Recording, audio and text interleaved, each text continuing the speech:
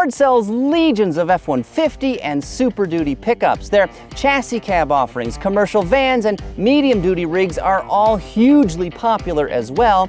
But for years now, something has been missing from the automaker's North American lineup: a mid-size truck.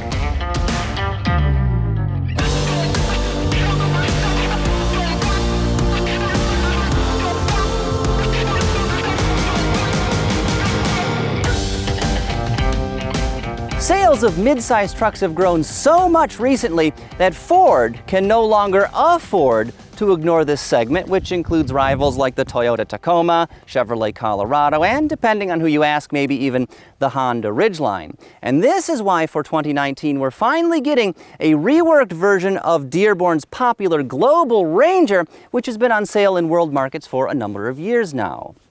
Stateside, the new Ranger's buying and building processes have been streamlined. Just 3 trim levels are offered: XL, XLT, and Lariat. Also, 2 body styles are on the menu. There's Super Cab models with a 6-foot bed and room for 4 people, as well as Super Crew versions brandishing a 5-foot-long cargo box and 1 extra seat.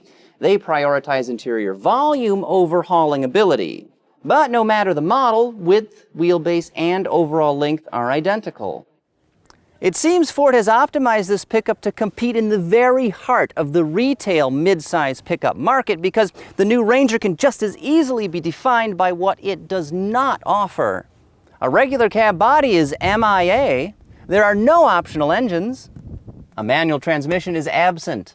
And engineers appear to have forgotten about fancy all-aluminum bodywork like you get on Ford's bigger trucks.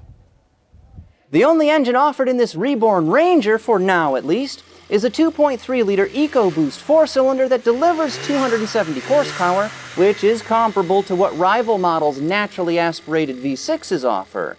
Peak torque clocks in at 310 pound-feet, which gives the Ranger a healthy advantage in twist over all competitors except diesel-powered versions of the Chevy Colorado and GMC Canyon. Just 1 gearbox is offered, a 10-speed automatic that's rapidly becoming a mainstay at Ford.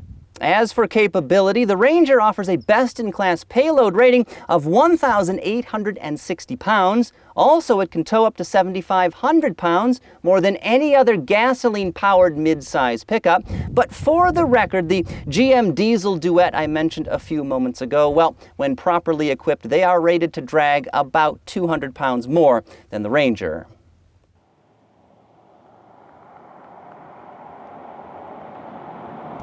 So when Ford first announced that the North American Ranger was only going to get 1 powertrain option, I was a little bit concerned because its major rivals offer so many different engine choices, but I really shouldn't have been worried because this 2.3-liter EcoBoost engine is really pretty excellent. It delivers plenty of torque, lots of horsepower, and it's pretty economical to boot. Just don't expect any V8 sounds, or, well, V6 noises for that matter.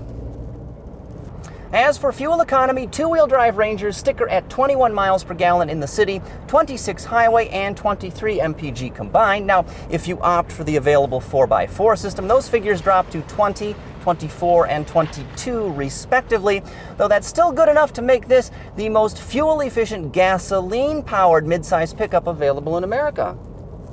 Now, compared to the 2.3 EcoBoost engine that's offered in Ford and Lincoln cars, engineers have made a number of changes to this power plant. They've increased the compression ratio. Now it's up to 10-to-1. They've also increased the fuel injection pressure. They've added grooved bearings. There's a mechanical fan, a variable displacement oil pump, and perhaps most importantly, it's now tuned to run on 87-octane regular-grade gasoline, though if you do put premium in, I'm told it delivers closer to 300 horsepower. This 10-speed transmission is a more than willing dance partner. Despite having so many ratios, it's never really hunting for a gear, which of course is a good thing. It seems to find the ratio it wants and stick with it.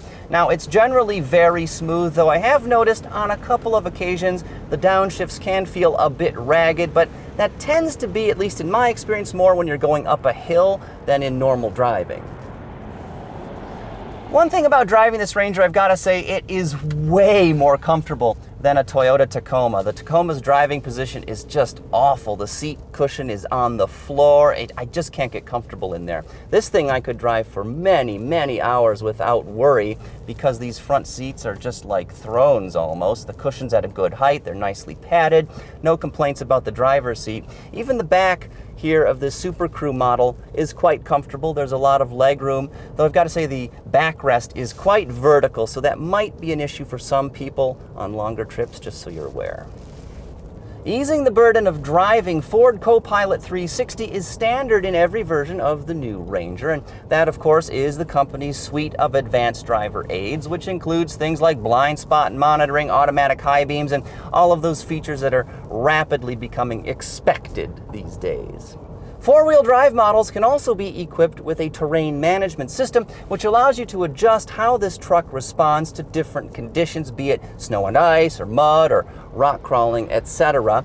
Now, the new Ranger can also be equipped with trail control, which is a lot like cruise control, but for off-road driving. It will vary the vehicle's acceleration and deceleration to give you more confidence out in the dirt. The Ranger's handling is stable and secure, and you've got to love this thick, meaty steering wheel they've provided you with. Though I do wish the brake pedal weren't so mushy. It's not very confidence-inspiring. I also have an issue with the climate controls, which are mounted way down low. There are a bunch of really small buttons that are hard to see, and if you're wearing work gloves or something, you're going to be fumbling around here, really distracted, I think. As for durability, the 2019 Ranger was subjected to the exact same torture testing as the larger F-150, which means it should be built Ford strong.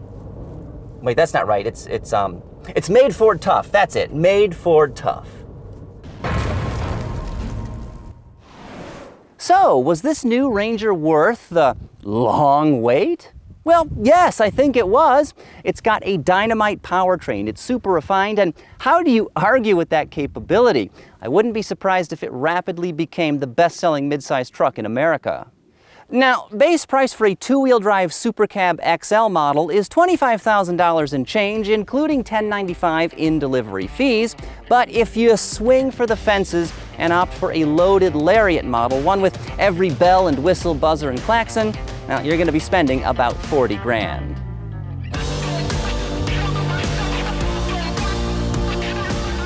And before you go, don't forget to subscribe to the AutoGuide.com YouTube channel to get all of our latest features and vehicle reviews.